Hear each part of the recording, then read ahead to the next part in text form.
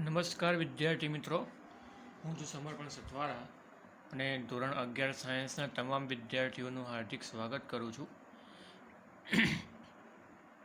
ગઈકાલે આપણે PCl 5ની રચના જોઈ ગયા કે એની અંદર કેવા પ્રકારનું સંકરણ થાય છે, બરાબર. પછી બીજું ઇથાઇન અણુનું સંકરણ પણ જોઈ ગયા, CH ટ્રિપલ બોન્ડ CH. હવે આજે છેલ્લું એક સંકરણ જોવા જઈ રહ્યા છીએ ને સંકરણ પછી આપણે શક્તિ સ્તર એટલે કે શક્તિ સ્તરના આલેખો આપણે જોઈશું, બરાબર. જે મોટાભાગે એ આલેખો જ પરીક્ષાની અંદર પૂછાતા હોય છે. આલેખો પૂછાય કાં તો સંકરણ પૂછાય, બરાબર. છેલ્લું સંકરણ છે SF6 સલ્ફર હેક્ઝાફ્લોરાઇડ, બરાબર. માં સંકરણ સમજાવો. હવે બીજો પ્રશ્ન એવો પૂછાય છે, અથવા બરાબર sp3d2 સંકરણ માટે ઉદાહરણ આપી સમજાવો. આવો પ્રશ્ન પૂછાય છે. sp3d2 સંકરણ માટે ઉદાહરણ આપી સમજાવો. હવે આને બીજા શબ્દોમાં D2sp3 કહેવું હોય તો પણ કહી શકીએ છીએ. D2sp3 એટલે D2 ખાલી આગળ આવી જાય, sp3 પાછળ જતો રહે, એવું કહેવું હોય તો પણ આપણે એને કહી શકીએ છીએ, એમાં કોઈ વાંધો નથી, બરાબર. તો ચલા સૌપ્રથમ આપણે સંકરણ સમજવાનો પ્રયત્ન કરીએ. ચલો, અહીંયા સંકરણ છે SF6 એટલે કે સલ્ફર હેક્ઝાફ્લોરાઇડનું. તો પહેલાં સલ્ફરની વાત કરી દઈએ. સલ્ફરની ઇલેક્ટ્રોન રચના ધરાવસ્થા એટલે મૂળ અવસ્થાની ઇલેક્ટ્રોન રચના શું થાય? નિયોન 10, કારણ કે સલ્ફરનો નંબર છે 16, બરાબર. નિયોન 10 3s2 ચલો 3p4 આ પ્રમાણે થશે, બરાબર. ચલો, હવે સલ્ફર જે છે એને ઉત્તેજિત અવસ્થામાં લાવવાનો પ્રયત્ન કરીએ. ચલો, ઉત્તેજિત અવસ્થામાં લાવવાનો પ્રયત્ન કરીએ તો આવું થશે. નિયોન 10 3s1 3p3 અને 3d2. હવે કેમ આવું થશે તો તમને સમજાવું. ચલો, આ 3s, ચલો આ 3p અને છેલ્લે 3dની વાત કરી દઈએ. ચલો, અહીંયા એસમાં 2 ઇલેક્ટ્રોન હતા, બરાબર. તો બેમાંથી એક ઇલેક્ટ્રોન 3D કક્ષકમાં ગોઠવાઈ ગયો, કારણ કે ઉત્તેજિત અવસ્થામાં આવ્યો એટલે 3sમાં 2 હતા, 2ની જગ્યાએ અહીંયા એક જ રહ્યો અને એક ઇલેક્ટ્રોન ક્યાં જતો રહ્યો? 3Dમાં જતો રહ્યો. બીજી વસ્તુ, અહીંયા ઉપર 3pમાં ધરાવસ્થામાં 4 ઇલેક્ટ્રોન હતા. હવે 4માં કેવું હતું? 1 2 અને 3 અને ચોથો યુગ્મિત ઇલેક્ટ્રોન હતો.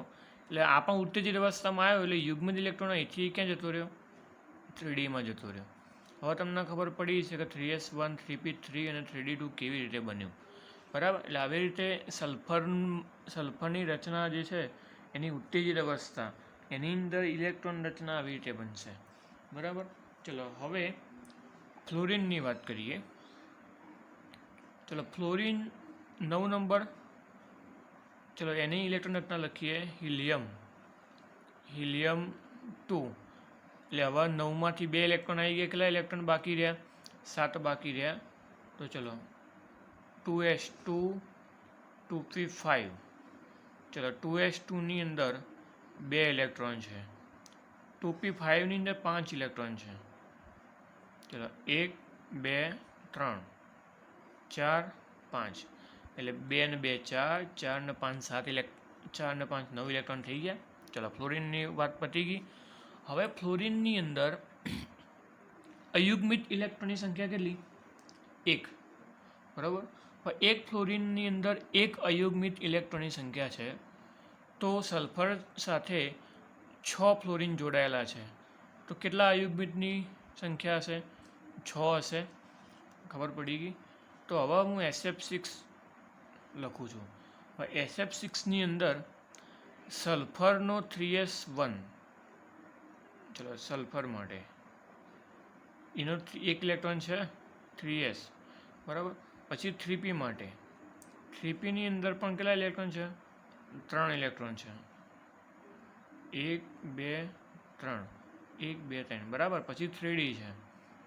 3dની અંદર ટોટલ 2 ઇલેક્ટ્રોન છે, 1 અને 2. ચલો હવે SF6ની અંદર સલ્ફરની વાત પતી ગઈ. હવે ફોસ્ફરસ પણ છે ને, તો ફોસ્ફરસની વાત કરીએ તો ફોસ્ફરસના ટોટલ 6 પરમાણુઓ છે SF6, બરાબર. એક પરમાણુમાં એક અયુગ્મિત ઇલેક્ટ્રોન હોય, તો 6 ફોસ્ફરસમાં કેટલા અયુગ્મિત ઇલેક્ટ્રોન હોય? 6 હોય. તો એના 6 ઇલેક્ટ્રોન આની આ બધા સાથે જોડાઈ જશે.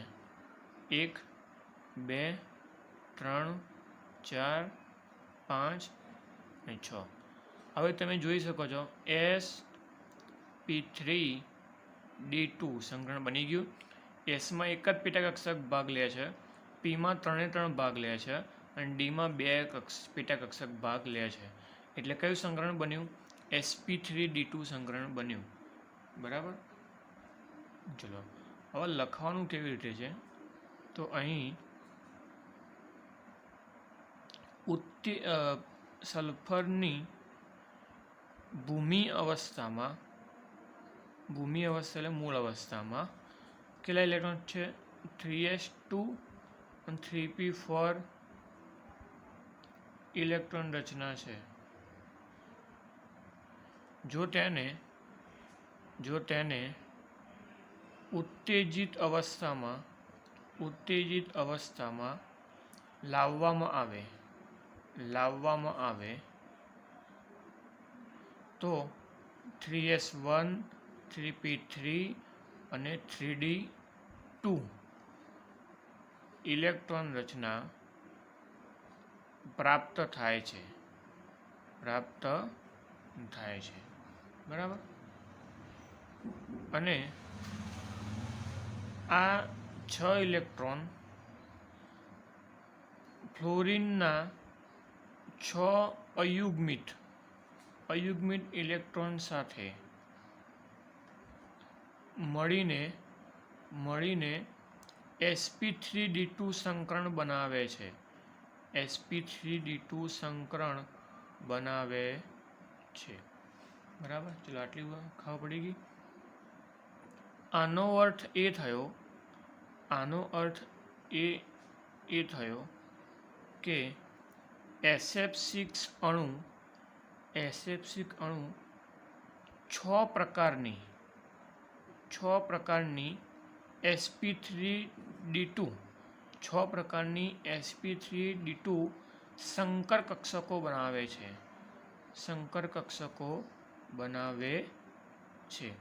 એટલે આ જે સંકરણ બન્યું ને, એ આમ આ પ્રમાણે જોવા જઈએ તો sp3d2 કહેવાય. પણ જો દરેક કક્ષક માટે કેવું હોય તો આ એક sp3d2, બીજું sp3d2, ત્રીજું sp3d2, ચોથું sp3d2, પાંચમું sp3d2 અને છઠ્ઠું sp3d2. આમ 6 સંકર કક્ષકો બની કહેવાય, બરાબર. હવે બીજું કે SF વચ્ચે સિગ્મા બંધ છે, બરાબર. SF વચ્ચે સિગ્મા કૌંસમાં લખું છું, સિગ્મા, બરાબર. સિગ્મા બંધ છે. કેટલા સિગ્મા બંધ છે? તો ટોટલ 6 સિગ્મા બંધ છે, કારણ કે એક સલ્ફર સાથે 6 ફ્લોરિન જોડાયેલા છે, બરાબર. અને તેવા 6, એટલે કૌંસમાં લખું 6. અહીંયા મેં સિગ્મા 6 એટલા માટે લખ્યું કારણ કે બંને નિશાની સેમ ના થઈ જાય એટલા માટે, બરાબર. અને તેવા 6 સિગ્મા બંધ છે, બરાબર. SF6ની ભૌમિતિક રચના અષ્ટફલકીય હોય છે. ગઈકાલે PCl5ની આપણે ત્રિકોણીય દ્વિપિરામિડલ રચના જોઈ હતી. અહીંયા અષ્ટક રચના જોઈએ, અષ્ટફલકી રચના કેવી હોય છે, બરાબર. ચાલો દાખલા તરીકે અહીંયા એક સલ્ફર છે, બરાબર. સલ્ફરના એક અહીંયા એક ફ્લોરિન છે, એક નીચે એક ફ્લોરિન છે, બરાબર. પછી એક સાઈડમાં આવી રીતે ફ્લોરિન છે, બરાબર, આવી રીતે. પછી એક અહીંયા ફ્લોરિન છે, બરાબર. ચલો આ એકબીજા સાથે જોડાયેલા છે, બરાબર. એ આના આ રીતે જોડાયેલા છે, આ બંને જોડાયેલા છે. ચલો આ બાજુ વાત કરીએ. હવે એક અહીંયા ફ્લોરિન છે, એ અહીંયા ફ્લોરિન છે, અને બીજો ફ્લોરિન અહીંયાથી એક અહીંયા ફ્લોરિન છે, બરાબર. અહીંયા પણ એકબીજા સાથે ફ્લોરિન શું છે, જોડાયેલા છે, બરાબર. તો આવી પ્રકારની જે રચના છે ને અષ્ટક રચના છે, અષ્ટફલકી રચના છે, બરાબર. આની અંદર પણ ફ્લોરિનના જે પરમાણુ ખરા ને એકબીજા સાથે જોઈન્ટ હોય છે, એ આના સાથે આ જોઈન્ટ છે, બરાબર. પછી એક આના સાથે એક આ જોઈન્ટ છે, બરાબર. ચલો હવે આ ફ્લોરિનની વાત કરીએ. આ ફ્લોરિનની જે છે ને 1 2 3 4, બરાબર, 1 2 3 4, અને આ ફ્લોરિનની અંદર 1 2 3 4 5, બરાબર. એ લગભગ બધા આવી ગયા છે.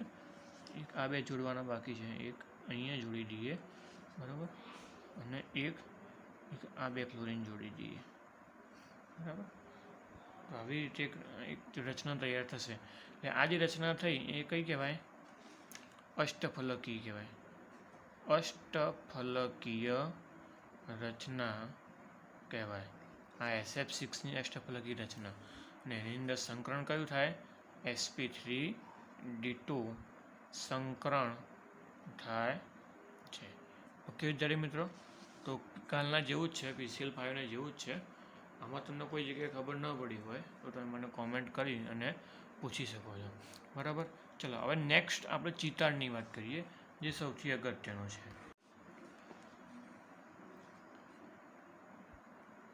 શક્તિ સ્તર, બરાબર. શક્તિ સ્તર શું છે, તો આપણે ચેપ્ટર નંબર 2ની અંદર દરેક કક્ષકોની અંદરનું શક્તિ સ્તર જોઈ ગયા. શક્તિ સ્તર એટલે એક ઉર્જા છે, એક ઉર્જાની એક સીડી છે. આપણે આઉફબાઉનો સિદ્ધાંત ભણી ગયા ચેપ્ટર 2ની અંદર. એમાં જે શક્તિની જે એક સીડી હતી કે ભાઈ સૌથી ઓછી શક્તિ કોની અંદર હોય, તો 1sની અંદર હોય. એના પછી 2sની હોય, પછી 2s પછી હોય 2pની, પછી 3s 3p 4s 3d. એટલે આવી રીતે શક્તિનો એક ક્રમ હતો. એ એવો જ ક્રમ, એના જેવો જ ક્રમ આપણે અહીંયા જોવાનો છે, બરાબર. હવે અહીંયા જ હું હાલ જે ટૉપિક ચલાવું છું એ ટૉપિક ભાઈ ધ્યાન રાખજો, કારણ કે પરીક્ષાની અંદર આ ચેપ્ટરમાંથી સૌથી વધારે શક્યતા હોય તો આ ટૉપિકની અંદરથી જ પ્રશ્નો પૂછાય છે, બરાબર. તો શક્તિ સ્તરની અંદર તમારે શું ધ્યાન રાખવાનું છે, એક તો પહેલો આલેખ ધ્યાન રાખવાનો છે, બરાબર. ચલો આલેખ તો હું તમને સમજાવું કેવી રીતે, બરાબર. આલેખ પછી નંબર 2, ઇલેક્ટ્રોનીય રચના. ઇલેક્ટ્રોનીય રચના, આ ઇલેક્ટ્રોનની રચના આલેખના આધારે દર્શાવવાની થશે. એટલે પહેલાં મને આલેખ દર્શાવવો પડશે, પછી એની ઇલેક્ટ્રોનની રચના. ત્રીજા નંબરમાં છે બંધ ક્રમાંક. બંધ ક્રમાંક, બરાબર. બંધ ક્રમાંકનું સૂત્ર છે કે બંધ ક્રમાંક બરાબર 1/2 NB - NA. હવે આ શું છે, તો આ પણ આલેખના આધારિત છે. એટલે આ હું તમને એક જ સમજાવીશ. આટલું યાદ રાખો, બંધ ક્રમાંક શોધવા માટે સૂત્ર છે 1/2 NB - NA. નંબર 4, ચુંબકીય ગુણધર્મ. ચુંબકીય ગુણધર્મ. ચલો ચુંબકીય ગુણધર્મની અંદર એક વસ્તુ ક્લિયર કરવા માગું, કારણ કે ચુંબકીય ગુણધર્મ 2 પ્રકારના હોય મુખ્યત્વે. એક તો અનુચુંબકીય હોય અને પ્રતિચુંબકીય હોય. અનુચુંબકીય ક્યારે હોય, પ્રતિચુંબકીય ક્યારે હોય, કે જ્યારે ઇલેક્ટ્રોન યુગ્મિત હોય, કોઈ પણ ઇલેક્ટ્રોન જ્યારે યુગ્મિત હોય ત્યારે એનો ગુણધર્મ પ્રતિચુંબકીય હોય, બરાબર. જ્યારે અયુગ્મિત હોય ત્યારે અનુચુંબકીય હોય. આટલી વસ્તુ ધ્યાન રાખો, બરાબર. આટલી વસ્તુ તમે કરો ને તો 3 માર્ક્સની થિયરી તૈયાર થાય. ઘણીવાર આ થિયરી 4 માર્ક્સની પણ પૂછાઈ શકે છે. બરાબર, 5 માર્ક્સની ના પૂછાય પણ 4 માર્ક્સની પૂછાઈ શકે. કોઈ સાહેબ સારો હોય તો 5 માર્ક્સની પણ પૂછી શકે. બરાબર. ચલો, હવે આની અંદર કયા કયા અણુની શક્તિ સ્તર જોવાના છે એ આપણે જોઈ લઈએ. કયો અણુ? તો પહેલો O2 અણુ, પછી નાઇટ્રોજન મોનોક્સાઇડ, પછી કાર્બન મોનોક્સાઇડ, એના પછી N2 અણુ, બરાબર, પછી F2 અણુ. આ બધા અણુનું આપણે શક્તિ સ્તર જોવાના છીએ.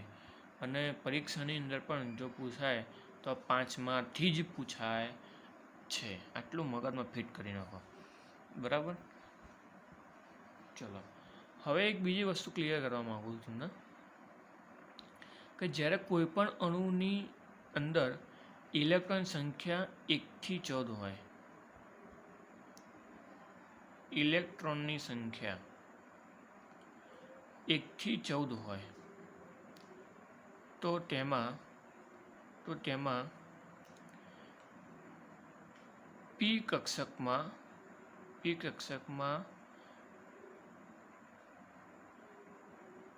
પેટા કક્ષકની ગોઠવણી તેથી આવા પ્રકારની હોય. એટલે ઉપર એક ગોળ હોય, નીચે 2 ગોળ હોય, અને એના નીચેની સાઈડ ઉપર એક ગોળ હોય, નીચે 2 ગોળ હોય. આમ હું સમજાવું, હાલ ચિંતા ના કરતા, હાલ સમજાવું છું. બરાબર.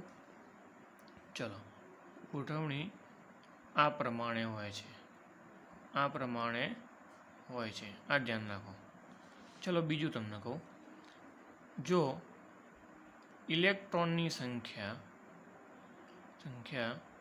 14 કરતાં વધારે હોય તો પી કક્ષકમાં પેટા કક્ષકની ગોઠવણી તેથી અને માટે. આપણે જનરલી કોઈ પણ વસ્તુ લખતા હોય ને તેથી લખતા હોય તો આપણે તેથી લખીએ શોર્ટમાં. બરાબર. અને કોઈ પણ વાક્યને માટે અથવા ગણિતની અંદર માટે દર્શાવવું હોય તો માટે આપણે આવું લખીએ. ઉપર 2 મીંડા હોય, નીચે મીંડું હોય. બરાબર. એટલે આ તેથી માટે લખતા હોય, માટે લખતા હોય. તો એટલા માટે મેં એક શોર્ટમાં બનાવ્યું છે કે ભાઈ 1 થી 14 ઇલેક્ટ્રોન હોય અણુની અંદર તો તેથી લખાય, અને 14 કરતાં વધારે ઇલેક્ટ્રોન હોય તો તેથી માટે આ પ્રમાણે હોય છે. ચલો, હજી પણ તમને કદાચ ખબર નહીં પડી હોય. ચલો, આપણે એના કેટલાક ઉદાહરણ જોઈએ. આપણે વધારે ટાઈમ વેસ્ટ નથી કરવો. આપણે ઉદાહરણની શરૂઆત કરીએ. O2ની વાત કરીએ. ચલો, પહેલું એક્ઝામ્પલ O2ની જ વાત કરીએ. O2નું હું અહીંયા આલેખ દોરું છું. પહેલો પ્રશ્ન કેવો પૂછાયો તમને કહી દઉં. O2 અણુનો શક્તિ સ્તરનો આલેખ દોરી તેની ઇલેક્ટ્રોનની રચના, બંધ ક્રમાંક અને ચુંબકીય ગુણધર્મ જણાવો. આવો પ્રશ્ન પૂછાય છે. O2 અણુનો અથવા O2 અણુ માટે શક્તિ સ્તરનો આલેખ દોરી તેની ઇલેક્ટ્રોન રચના, બંધ ક્રમાંક અને ચુંબકીય ગુણધર્મ જણાવો. ચલો, તો પહેલાં હું અહીંયા એનો આલેખ દોરવો. આલેખ કેવી રીતે દોરવાનો? તો આલેખની અંદર એક વસ્તુ તમને કહું કે O2 અણુની અંદર પહેલાં ઇલેક્ટ્રોનની સંખ્યા જોવાની. આપણને બધાને ખબર કે ઓક્સિજન છે, ઓક્સિજનની અંદર ટોટલ ઇલેક્ટ્રોનની સંખ્યા કેટલી હોય? 8 હોય. બરાબર. કારણ કે 8 નંબર છે એટલે એક ઓક્સિજનમાં 8 હોય. તો અહીંયા O2 છે એટલે 2 ઓક્સિજન છે. તો O2ની અંદર કેટલા ઇલેક્ટ્રોનની સંખ્યા હશે? 16 ઇલેક્ટ્રોન હશે. બરાબર. તો 16 ઇલેક્ટ્રોન એટલે કે 14 કરતાં વધારે થયા. તો એની પી કક્ષકની અંદર આપણે કેવી રીતે દોરવાનું? તેથી અને માટે. હવે તમને સમજાવો. એ ધ્યાન રાખજો, ધ્યાનથી સમજજો. હવે હું એક આલેખ દોરું છું.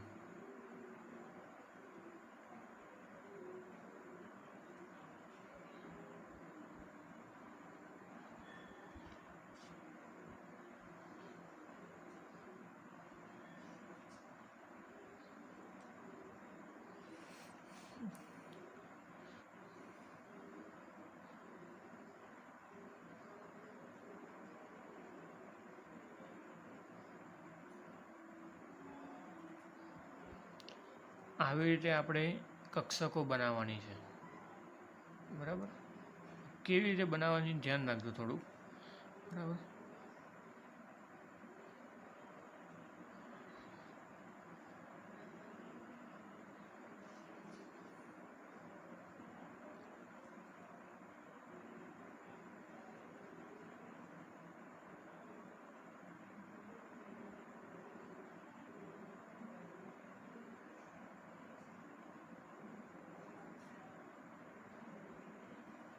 ચલો, આ બંને એસ કક્ષકો છે, બરાબર.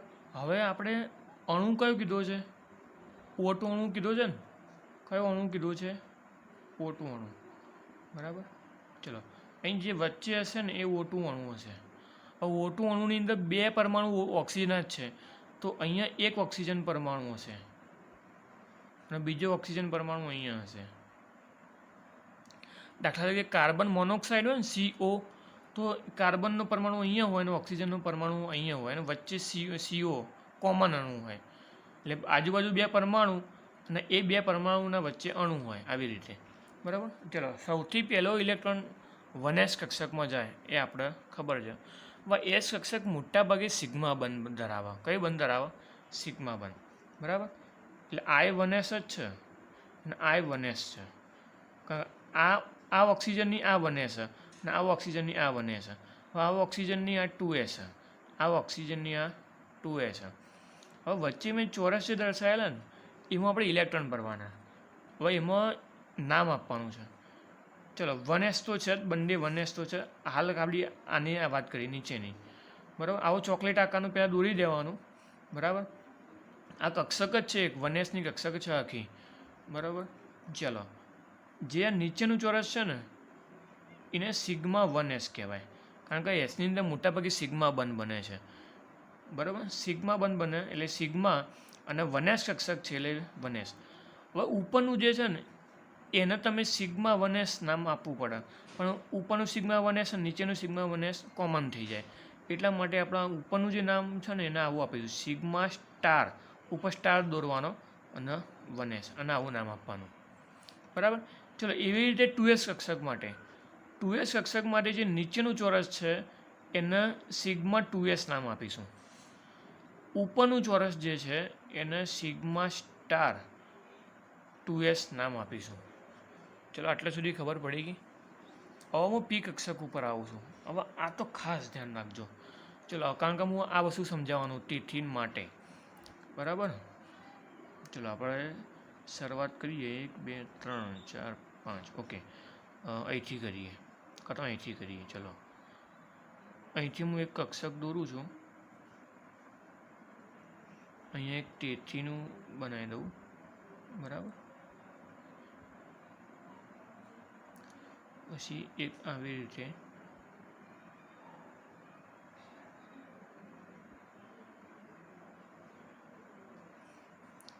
પી કક્ષક કેવી રીતે બનાવવાની ધ્યાન રાખજો તમે.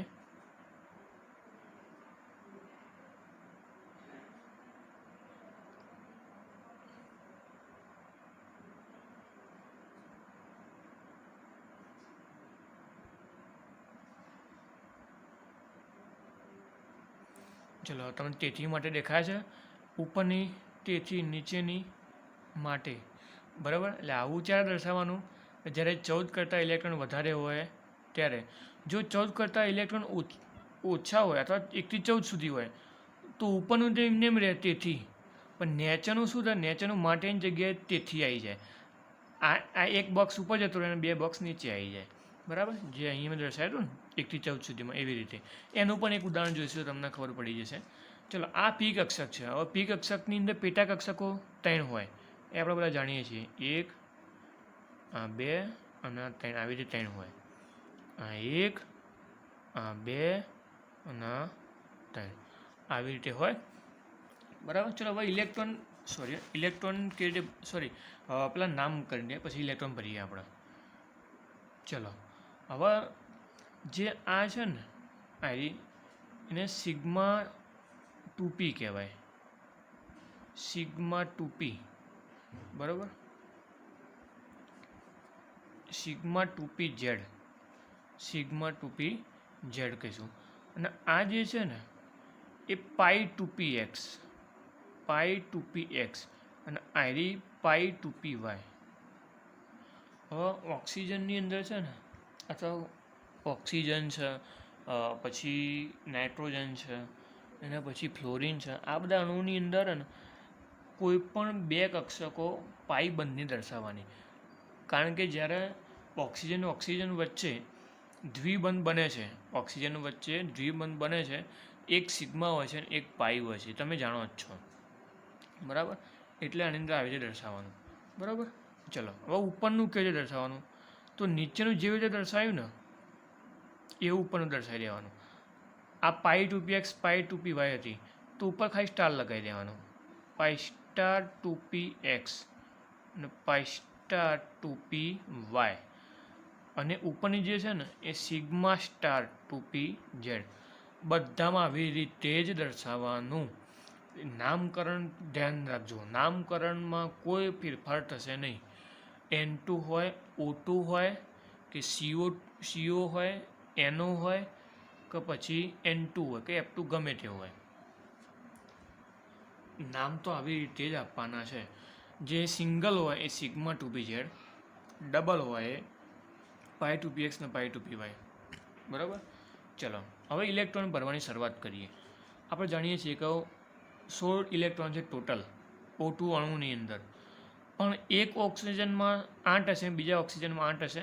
તો પહેલાં આપણે આની અંદર ભરી દઈએ. 1 2 3 4 5 6 7 8 ભરી દીધા. એવી રીતે આ ઓક્સિજનમાં પણ 8 હશે. 1 2 3 4 5 6 7 8, બરાબર. ચલો પરમાણુની અંદર ભરી દીધા. હવે અણુની અંદર ભરવાના. અણુની અંદર તમારે 8 યાદ નહીં રાખવાના, અણુની અંદર તમારે 16 જ ધ્યાન રાખવાના. જો તો કંઈ 16 ઇલેક્ટ્રોન ભરવાના, પછી તમે કઈ રીતે ભરો એ હું તમને સમજાવું. ચલો 1 2 3 4 5 6 7 8 આવા ઊભા રહેવાનું. હવે સૌથી પહેલો ઇલેક્ટ્રોન તમારે પાઈ 2pxમાં ભરવાનું, કારણ કે એની ઉર્જા થોડીક ઓછી હોય, એમાં ભરવાનું. ધ્યાન રાખજો. કેટલા થયા? 2 ને 2 4 ને 2 6 ને 2 8 થયા. એક ઇલેક્ટ્રોન એમાં ભરવાનો 9. પછી બીજો ઇલેક્ટ્રોન એમાં ભરવાનો 10. હજી ઇલેક્ટ્રોન બાકી છે તો પહેલાં મને પૂરું કરવાનું 11. હજી બાકી છે 12. પછી જ અહીંયા આવવાનું 13 14.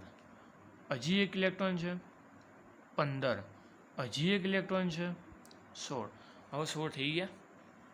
ધ્યાન રાખજો 1s 2sમાં તો ભરી જ દેવાના, કારણ કે તો ભરી જ દેવાના છે. પછી શેમાં ભરવાના? પાઈ 2pxમાં એક ઇલેક્ટ્રોન ભરવાનો.